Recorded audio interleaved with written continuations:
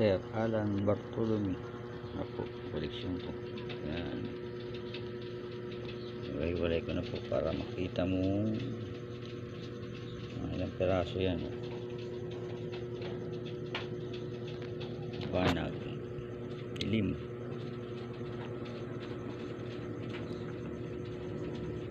Isisya natin yan.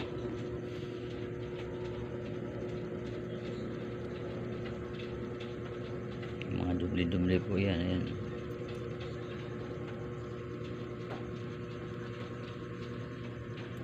Dalawa. Ito may kalabaw. 6 piso 1974. 3 piso 1972. 4 magaganda pa. Yan. Ito dami. Yan po, dubli-dubli ko yan. Yan.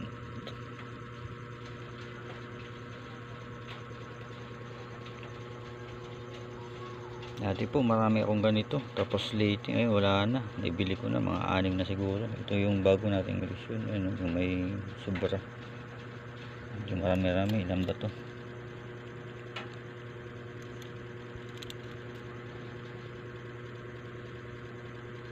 Siyam. Hindi ko sigurado to kung lampas. Ito para pa-check na lang, pero isama ko na lang.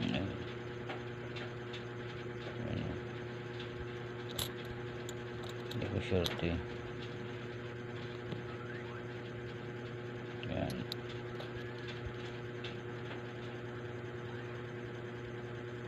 Parang meron pero konti. Yan.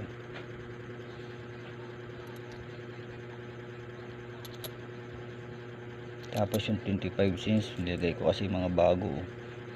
Bihira kasi makakakuha ng ganitong bago. Ang iba kinakalawang agad. Ito, tagal na sa akin to, bago pa rin. Kailang 2013 saka 2015.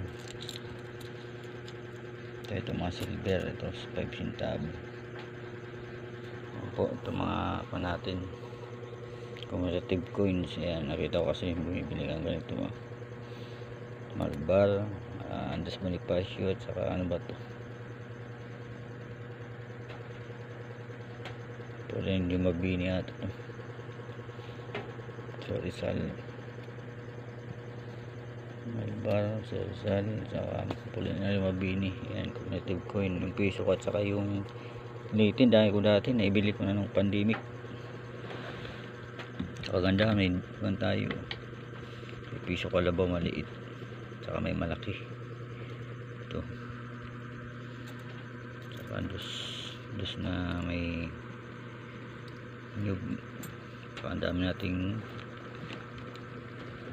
ano to, 10 pesos, marami, ilang piraso. 10 magigit 10, mayroon pa rito. 10, saka mayroon pa rito. Ayan, 10. Saka ito sa tatay ko pa to, galing Bicol.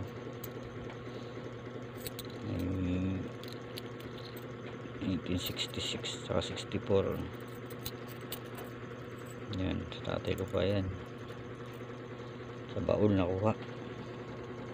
Ito 75, dalawa. Yan po, tsaka mga iba-ibang pera ng ibang bansa. Yan, iba-ibang halo-halo.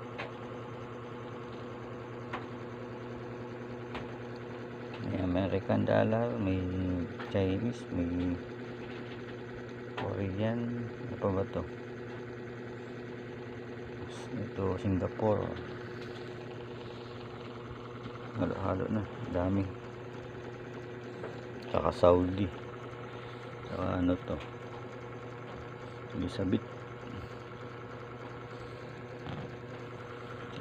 din. Ayan. Tapos meron pa tayong token, mga token. Ayan, mga token ng iba-ibang bansa. Sa Philippines may token pa ako. Ayan, token Philippines sa ibang bansa. Ayan po, saka 50, isang 50, ganda pang kondisyon. Ito mayroon pa 50 Agila. Ito sa ibang bansa pala to. Ayan po, dami oh. Tsuran ko po.